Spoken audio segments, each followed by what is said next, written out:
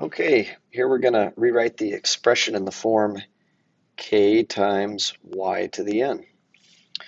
This one's pretty jumbled up on the inside. So what I'm going to do first is recognize that we have a 1/2 power acting on the entire quantity.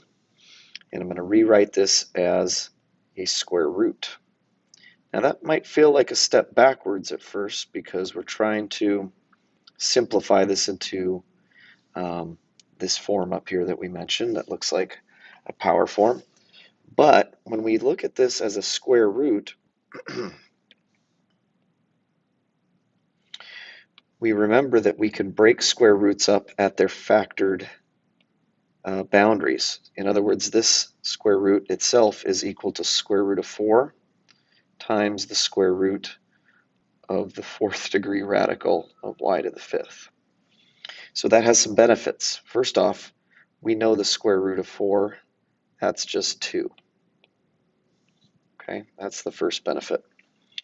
The other benefit is when we look at this complicated layered square root, I'm going to turn that back into fractional exponents. So that outermost one is 1/2, like we already know.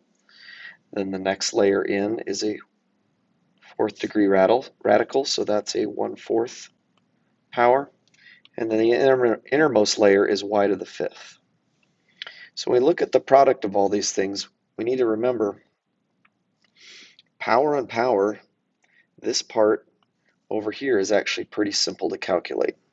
It's just going to be the exponents times each other. So 5 times 1/4 times 1/2. So we multiply the top times the tops, we get 5, and the bottoms times the bottoms, we get 8. So our exponent on y is 5/8. Don't forget to include your 2 that we previously cleaned up. And so our overall answer is 2 times y to the 5/8.